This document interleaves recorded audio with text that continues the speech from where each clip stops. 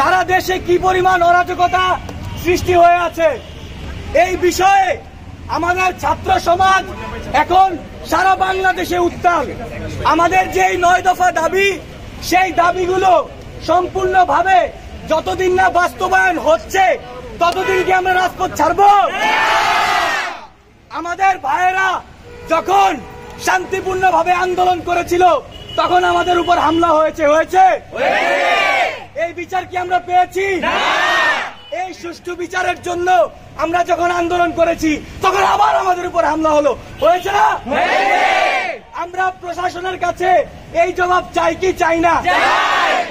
গণতান্ত্রিক দেশের মূলনীতি, প্রিন্সিপাল, একটা গণতান্ত্রিক দেশ যে কয়েকটা ভিত্তির উপর দাঁড়িয়ে আছে তার উপর মৌলিক অধিকার আছে না?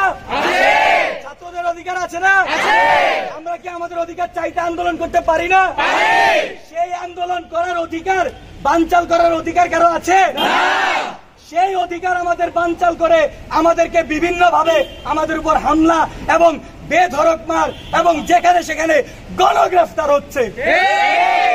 এই গণগ্রেফতার অবশ্যই আটকাতে হবে। আমাদের ভাইদেরকে যথাসময় এবং যত দ্রুত সম্ভব সবাইকে ছেড়ে দিতে হবে। নিঃশর্ত মুক্তি দাবি আমরা এখান থেকে করছি।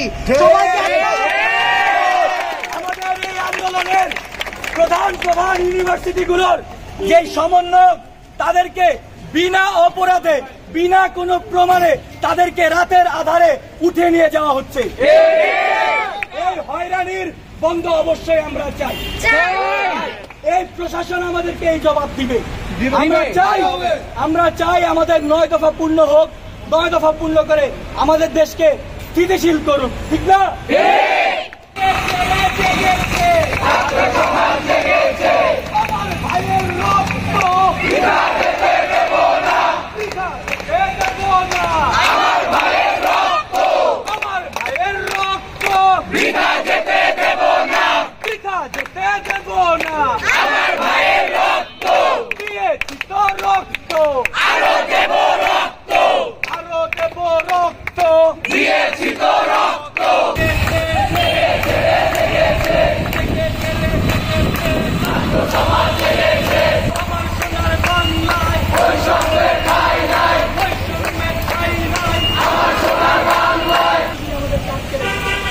শ্রমিক ভাই যারা রিক্সা চালায়, যারা ভিক্ষা করে, তারা কি ঘরে বসে তাদের কাজ চলে?